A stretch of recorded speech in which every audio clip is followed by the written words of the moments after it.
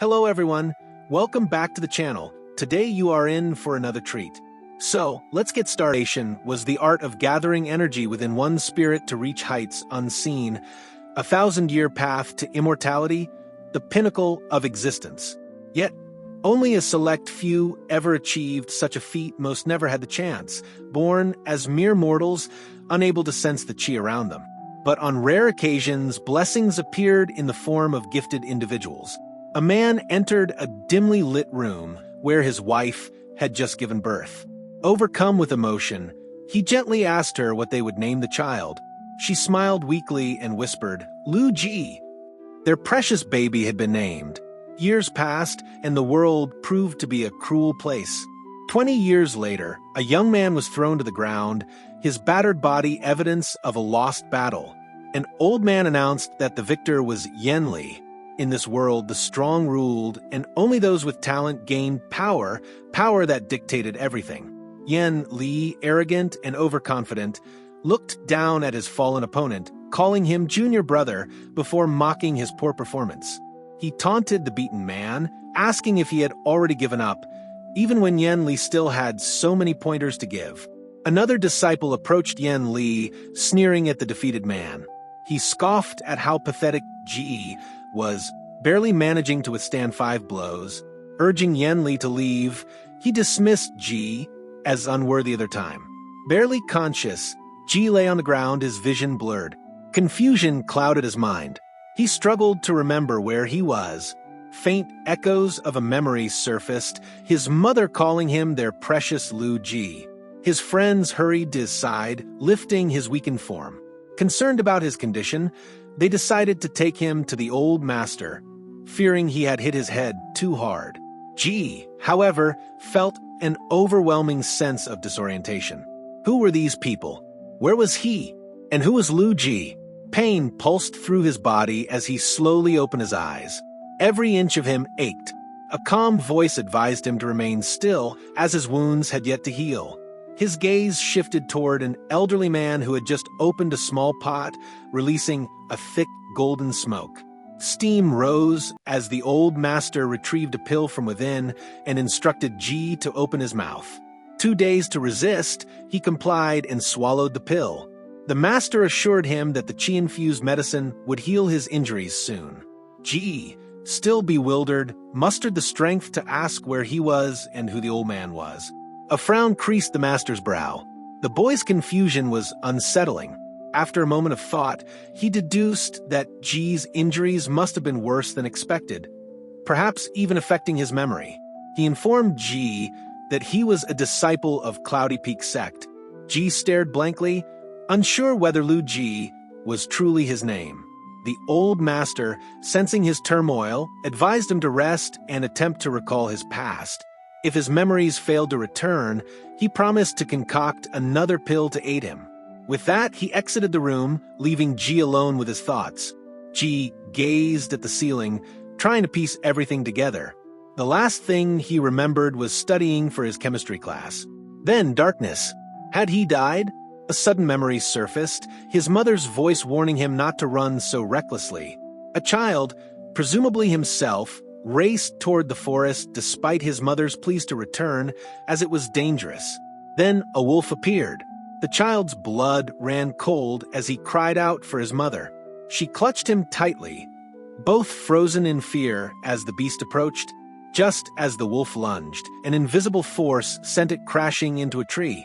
A cultivator had appeared, effortlessly dispatching the creature. He warned them that it was dangerous for mortals to wander so far from safety, and urged them to return to their village. The mother expressed her sincere gratitude while the child watched the cultivator in awe. As Ji processed the memory, realization dawned upon him.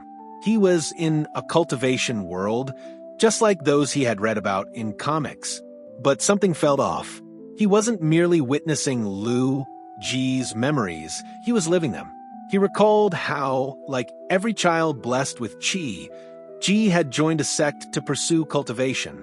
Yet, instead of rising to prominence, he had become nothing more than a punching bag. Sparring after sparring, Ji had been told to quit before his inevitable death, his weakness bringing shame to the sect.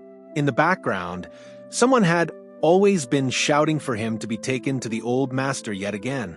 His face, bruised and bloodied, had become a familiar sight. Ji had never possessed the talent to be strong. Only the old master had shown him kindness, treating him like a grandson. And now, someone else had taken his place.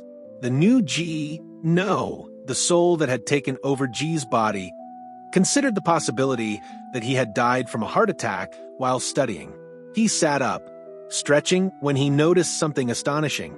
It had barely been an hour, yet his injuries had already healed. He marveled at the world's magic, realizing its potential. But something was missing: technology. Curious, he scanned the room, opening the pot and reaching for a book on the shelf. It was a tome on the fundamentals of alchemy. As he read, he learned that alchemists did not fight. Instead, they healed and contributed to society. If this world operated like the comics he had read, offending a cultivator could result in immediate death. Without power, he would be defenseless, just as Ji had been. But what if he took a different path? With his knowledge of chemistry, he could revolutionize alchemy, bringing new advancements to the world. He could become rich, selling pills, and living comfortably while avoiding deadly battles. He had no idea if he could ever return to his original world, but survival here became his priority. Just then, the old master returned, eyeing Ji with curiosity. The young man turned to him, determination flickering in his gaze. He bowed deeply and requested to be taught alchemy. The old master's eyes widened in surprise. After a brief silence, he finally spoke. "You can't." Ji's grand plan shattered in an instant. Dumbfounded, he stared at the old master, unable to process what he had just heard.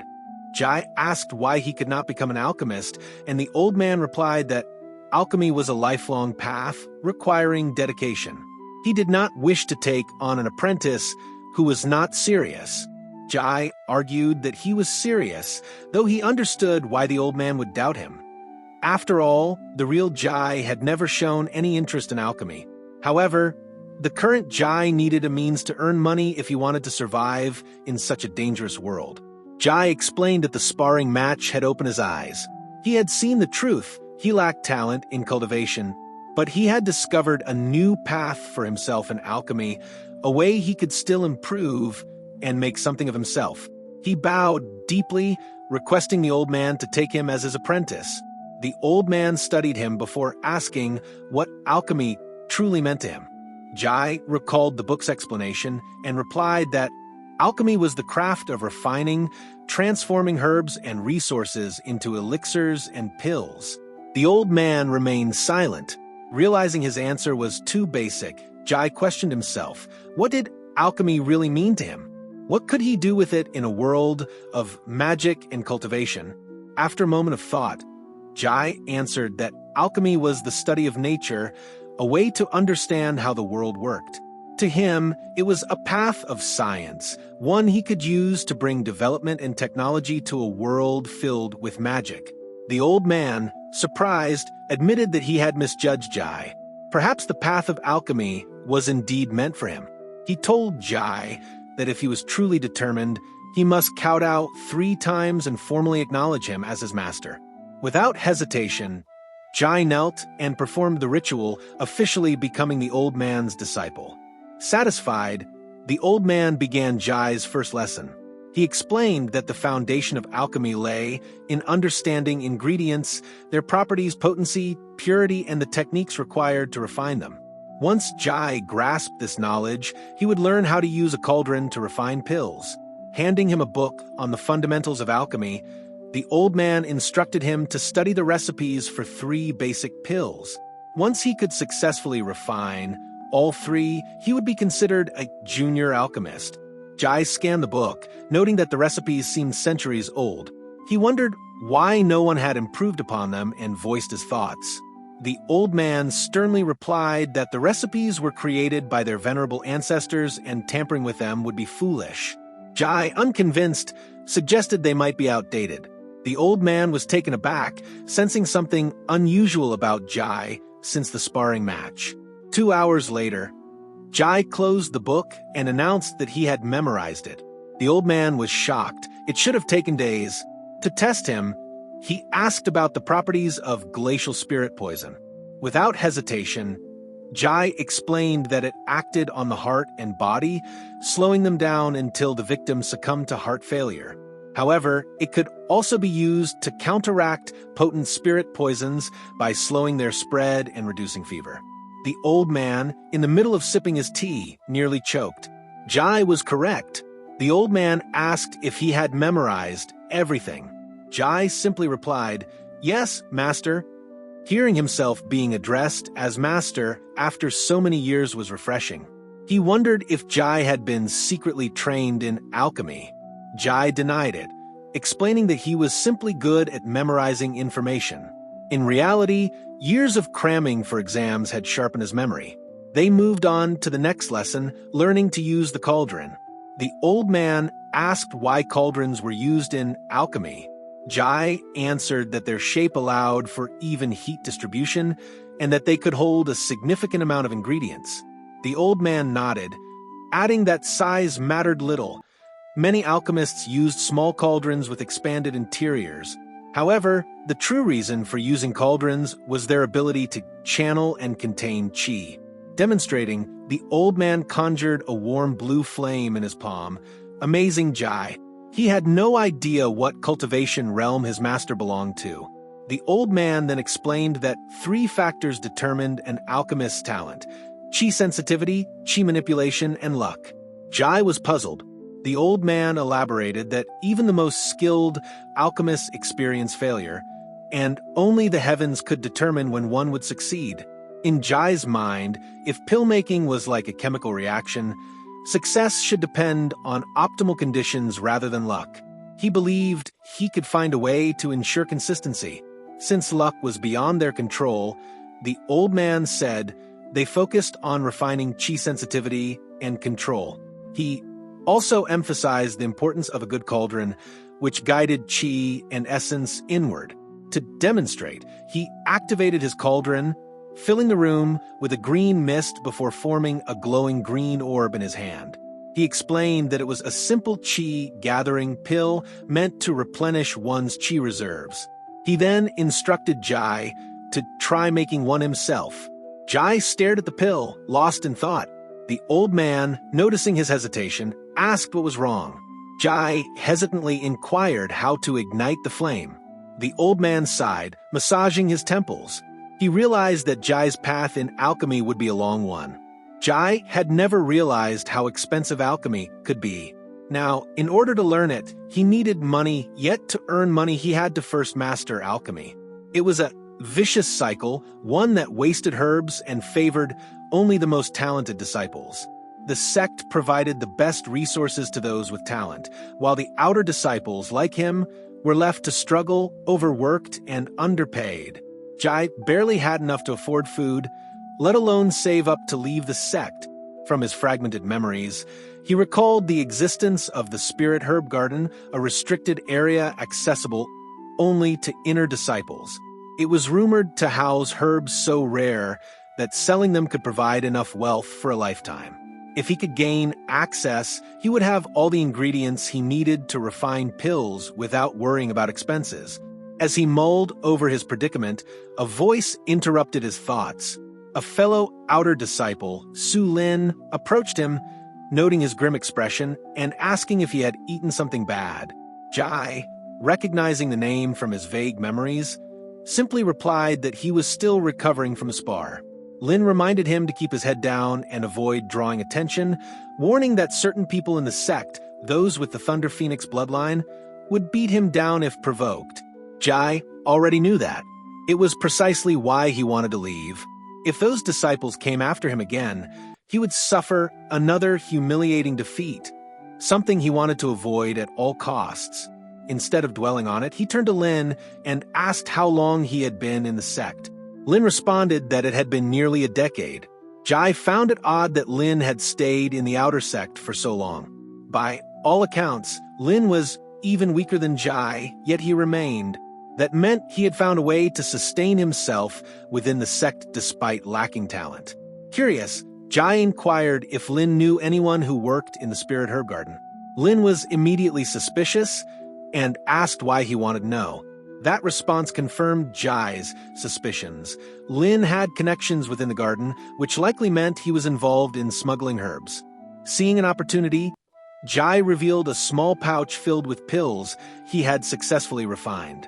To an outer sect disciple like Lin, such pills were nearly impossible to obtain, so it would naturally appear as if Jai had stolen them. Playing into that assumption, Jai proposed a deal. If Lin supplied him with herbs, he would provide him with 5 pills every week.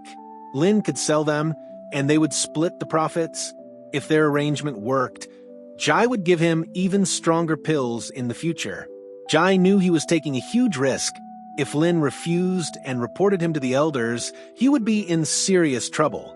But after a brief moment of silence, Lin turned away and muttered that he would be near the second tree next to the outer walls every 7 days during the evening. Jai barely contained his relief. His gamble had worked. By sheer luck, he had been carrying around those failed pills, and the lingering qi from them made it seem like he possessed something valuable.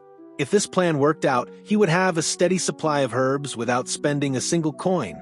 With this, he could practice alchemy freely, become skilled enough to earn wealth, and finally escape the sect. Later that day, Jai returned to his quarters, only to find a small, unexpected visitor. A mouse sat atop a pile of clutter, nibbling on his pills. Furious, Jai lunged at the creature, but it darted away, leading him on a brief chase before he finally caught it in his grasp. The mouse wriggled, then suddenly went still. Jai's eyes widened as he noticed something peculiar. It was glowing. Curious, he placed it down and, half-jokingly, threatened to feed it to a cat if it tried to escape. To his surprise, the mouse appeared to understand him, reacting as though it genuinely feared for its life. Digging through his collection of old books, he found one on spirit animals. According to the text, spirit rats were pests known for devouring valuable herbs and ruining crops. They were useless in combat and made terrible familiars. However, they possessed an uncanny ability to locate spirit herbs in the wild. An idea struck Jai. If he could train this rat, he wouldn't have to rely solely on Lin for herbs. He could find them himself outside the sect. As he pondered this, he noticed the rat sniffing at him with large, pleading eyes. It gave him the most pitiful, puppy-like expression he had ever seen. Jai tried to resist, but the sheer cuteness of the tiny creature was overwhelming. With a sigh, he relented and tossed it a pill. The rat eagerly munched on it. Jai patted its small head, praising it as a clever little creature. In that moment, he decided to keep it as his assistant. He named it Labrat, or Labby for short. It was a touching moment, until a mischievous grin spread across his face. If this creature had been stealing from him all along, it was only fair that it now worked for him in return. With that, he let out an evil laugh, while Labby merely stared at him in confusion. Jai was cooking outside, stirring a simmering pot of soup. He took a taste and thought it could use more spice. Just as he reached for his pouch of seasonings, he heard rustling in the bushes. Moments later, Labby leapt out, a bundle of grass clutched in its tiny mouth. Jai extended his palm, and the little spirit rat eagerly placed the herbs onto it.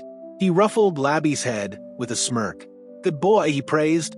The wild herbs weren't as potent as those from the sect spirit garden, but they were easy for Labby to find, making them perfect for experimentation. Jai glanced at the boiling soup and had an idea. Without hesitation, he dropped in one of the herbs. If any traditional alchemist saw him wasting ingredients like this, they'd be horrified. The soup bubbled as he infused it with a touch of his qi, giving it a little extra potency. Satisfied, he ladled some into 2 bowls and set one down for Labby, who skittered toward him in excitement. Jai settled under a tree, savoring the meal in peaceful solitude. When he was finished, he pulled out his notebook and began writing notes on his experiments. The tranquility of the moment made him wonder if he could get used to this kind of life, one where he wasn't constantly being beaten down by the sex hierarchy. Still, he hadn't yet attempted to cultivate. Even alchemists needed to cultivate if they wanted to progress. Closing his notebook, he decided to give it a shot. As he focused, his body began to glow, but something felt off. His chi wasn't cycling properly. He frowned, noting the sensation in his journal, and then thought of trying a different approach. He visualized an infinite cycle, 2 circles intertwining seamlessly. His body glowed brighter, and this time, the flow felt right. He counted his cycles, 16, then 80, then 82, until something inside him shifted. A pop, like a door unlocking within. He realized he had lost track of time. Looking at Labby, he apologized for the delay and stood up to head home. As he walked away, he barely noticed the grass behind him appearing taller than before. A tiny bud sprouted in the exact spot where he had been meditating. Moments later, it bloomed into white roses. Back at the sect, Jai was at work with his cauldron. He had already failed multiple times, wasting more herbs than he cared to count. He sighed, wondering if the 6th attempt would finally be the one. Refining a chi-replenishing elixir was proving more difficult than expected, but he knew the results would be worth it. Sprinkling in the final batch of herbs, he released his chi. The mixture glowed faintly, signaling that it was ready for the final test. Labby, ever attentive, skittered to his side. Jai pointed to a pink flower growing in a pot nearby. "Bring it here," he instructed. Labby bit the stem and scurried back, presenting the delicate spirit-refining lotus. Jai hesitated for a moment, knowing his master would have a heart attack if he saw what he was about to do. But he had a theory. This flower should enhance the recipe, at least in principle. Taking a deep breath, he dropped the flower into the cauldron and channeled his chi. Almost immediately, he realized he had used too much. The cauldron rumbled, steam hissing from its edges. Panic flashed through him as the entire chamber filled with dense energy. Then, with a sudden burst, the cauldron let out a shockwave of chi, sending Jai stumbling backward. He coughed, waving away the lingering energy as Labby jumped onto the lid, his tiny nose twitching in curiosity. Jai cautiously approached and peered inside. His eyes widened in astonishment. A rich, glowing liquid swirled at the bottom, exuding a powerful aura. Grinning, he declared, "I think we just made our first cultivator energy drink." Labby tilted his head, as if questioning what that meant. But Jai only chuckled, feeling the thrill of success for the first time in a long while. Jai's master held up a cup containing the newly brewed energy elixir, studying it intently. His sharp gaze flickered to Jai as he asked whether he had altered the recipe despite previous warnings. Jai hesitated before nodding. His master inquired if the modifications had yielded any improvements. Jai admitted that while the elixir was marginally better and more cost-efficient, perfecting it would take more time and experimentation. His master sighed, setting the cup down. There was an unmistakable concern in his voice as he asked if Jai knew why tampering with established alchemical formulas was so heavily discouraged. Jai shook his head, sensing an underlying weight in his master's words. The ancestors who established the 7 celestial peaks from which the Cloudy Peak sect was formed also created an alchemy vault, his master explained. Within it, they stored countless ancient recipes we are sworn to protect. Any deviations from these formulas are recorded, sealed away, and often prohibited. At that moment, a hidden door creaked open, revealing a chamber lined with countless bookshelves, each filled with tomes of alchemical knowledge. His master continued, "This practice began as a safeguard against dangerous concoctions, but over time it became a rigid law. Those who attempt to innovate either keep to the shadows or suffer unfortunate accidents." He met Jai's gaze with a grave expression. "Are you certain this is the path you wish to walk?" Jai found himself at a crossroads. Did he truly wish to remain an alchemist shackled by the sect's rigid rules, never allowed to push boundaries? That was not his dream. He longed to experiment, to uncover the scientific principles behind cultivation and alchemy. He wanted to change the world, not just for himself, but for the advancement of all. His master must have sensed his resolve, because he raised a hand, stopping Jai, before he could voice his answer. "There is no need to say it. I already see it in your eyes." A knowing sigh escaped him. "Nothing I say will change your mind. Perhaps this is the destiny the heavens have chosen for you." Before leaving, his master gave him one final piece of advice. If you are going to defy the sex rules, do so with every fiber of your being. Do not waver. With that, the old man turned and walked out, leaving Jai standing in silent contemplation. A moment later, his master peeked back into the room. "Same time tomorrow for your next lesson." Jai chuckled and nodded. Later that evening, as dusk painted the sky in deep hues, Jai walked across the sect grounds with Labby scurrying beside him. He reassured the little spirit rat that everything would be fine. He did not want to attract attention. The fewer people aware of his actions, the better. His heart pounded as he approached the meeting point. To his relief, Lin was already there, though fast asleep on the ground. Sensing Jai's arrival, Lin stirred and motioned for him to follow. Jai hesitated. He had no idea where Lin was leading him, and the possibility of betrayal loomed in his mind. If Lin had turned him in, he needed to be ready to flee. Labby, sensing Jai's tension, emitted a faint glow. Jai patted the small creature reassuringly. "It's okay." The two of them entered the cover of the dense forest. Standing face to face, Lin got straight to the point. "Do you have it?" Jai nodded. "Do you have the herbs?" A flicker of hesitation crossed Lin's face, as if he was reevaluating the situation. Deep down, Jai felt like he was doing something illicit. Technically, he was. Lin finally responded, "I do, but show me the pills first." Jai took out a small container and poured the pills into his palm. Lin's eyes widened slightly. "Didn't think you had the guts to go through with it.